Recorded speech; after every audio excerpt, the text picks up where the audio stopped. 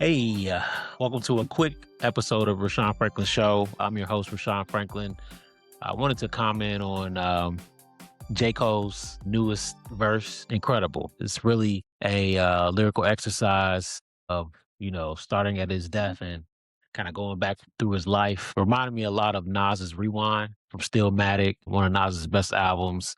And I think J. Cole kind of harkens himself, looks at himself as the Nas of our generation, of the millennials, kind of, bringing social conscious, kind of did hip hop the right way. I think that's how he views himself. And, it's kind of a little ode to Nas. And I think it was very, very well done. Nas's Rewind was about a specific day. A lot of crazy shit happened, but this was, kind of, showing his lyrical prowess going, backwards throughout his life. It was very incredible and speaks to where he is in his ability. I think he's at the top of his game lyrically, flow wise. You can see it on every feature that he's featured on over the last, I don't know, 5 years. He just feels like he's God MC right now. He's coming out with this new album, The Fall Off, and it's rare that rappers are able to do. They kind of highlight a chronological album order and are able to carry them out. I kind of think about Lupe. It was supposed to be Food and Liquor 1, The Cool, and then LUPN. And we was waiting for LUPN as hip hop fans and Lupe fans for a long time. But, Cole's finally, he's going to complete the trilogy, give us The Fall Off, which I think he's been putting together for a couple years now. That's what it feels like. And I'm expecting something incredible. February 6th is going to be out, so that'll be interesting. I think we'll see, some really good song making. I'm interested to see who's going to be on there. I know there's been some discourse about whether Kendrick or whether Drake, anybody would be on there between those two. I would guess that he kind of stays away from having both of them on there. Very, very interested to see how this project looks. And he typically over the last 5 years when he's really been just destroying rappers.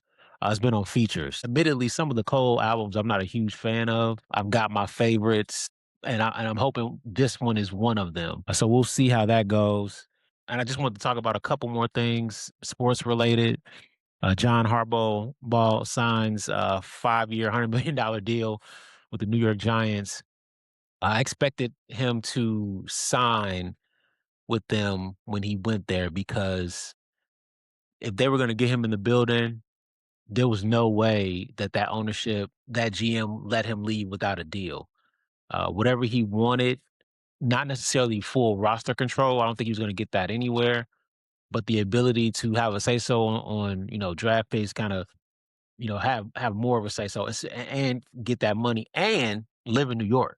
I mean, that's a home run after leaving Baltimore. We can debate if he's worthy of that, if he's a good enough coach to command that. I think Baltimore has been, he's kind of steadied that ship over the time he's been there, and that's why he's kind of looked at it like this. But over the past 5 years, he hasn't been able to cash with a Super Bowl with Lamar Jackson at the top of his game. That doesn't speak well about him, in my opinion. I think the best coaches in the league right now are young guys. You have to kind of go young if you want to kind of win. And they might be making a big mistake there, but we'll see it. It'll play out. I think that the Giants they need that type of stability that he's kind of bringing to the situation. If anybody needs it, is them. And I think he's going to change the culture there, which could lend the next guy to be able to come in with Jackson Dart if he's still there and kind of have some success. I'm not saying that John Harbaugh won't have success. It might take a little bit of time. Might not be afforded the leeway, the runway that he was given in Baltimore, in New York, when it's a hot seat as soon as you get to the city. So in terms of the roster, they've got some good pieces on defense. Brian Burns. They've got a plethora of pass rushers that can really help them get after the passer. Love Malik Neighbors. I was praying that he was available at that spot when we took Roma Doomsday. He was clearly a better talent. He's hurt right now, and I've heard conflicting things about his knee, which, he's young. He should probably bounce back from that. But I like what I've seen from Jackson Dart. I need to see more. And Cam Scatterboo, I like as well. He's coming off another injury. He's coming off his own injury. So We'll see how that comes together. I think what he's going to do at the baseline is get that roster together and, provide maybe a culture change and, just introduce some grown-ups at the football level of this. And I think, and I'm not saying that the past, Brian Daboll and them haven't done that, but John kind of comes in and commands a different level of respect because of his last name and how long he's been in the NFL with, one Super Bowl, but a lot of success. So, yeah. Also want to touch on Caleb Williams and Lil Wayne's back and forth. Hilarious. This is the first thing that comes to mind. Wayne was a little upset that a guy with, purple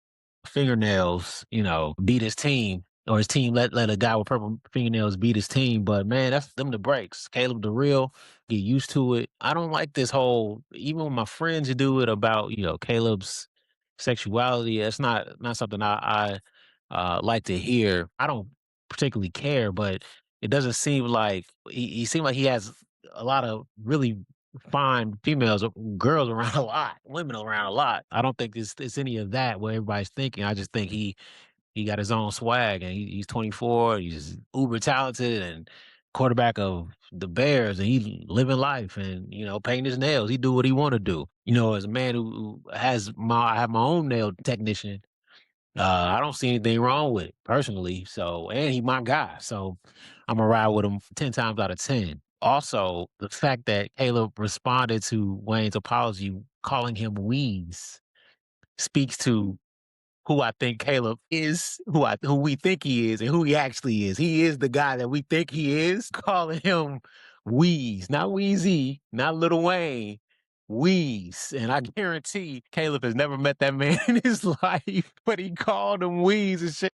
Shit's hilarious. Just a funny back and forth. Makes for us being still in the playoffs fun and us winning and being back in the national spotlight just that much more sweet. Things like that. A little nervous about Sunday. Not gonna lie. Like I said in our past pod, what they do best is our weakness. Gonna be a tough one. The fact that it's cold, Matt Stafford, I guess, has something wrong with his hand. I'm just holding on to that hope. But if we start slow, I don't know. They just look confident. Sean McVay, he looks confident. Man, he's probably best in show. And so you don't like to see that. Hopefully our guys got a little bit more magic left. That's all we can hope for. And we'll see how it goes down. But I'm excited, nervous, excited. I think we get past this one and we can really have some conversations. We only need 2 more wins to win the Super Bowl. 2 if we get out of this one. So the elements is supposed to be extremely cold. So, we just hope that gives us some type of way to win this one, and the spread kind of says that we're going to have a shot. I expected it to be 7.5, 8. When it wasn't, it was like, okay, we might have a shot here. So we'll just see how the game flow goes, how the game plays out, and we'll go from there. All right, this is Rashawn Franklin. There it is, signing off. Peace.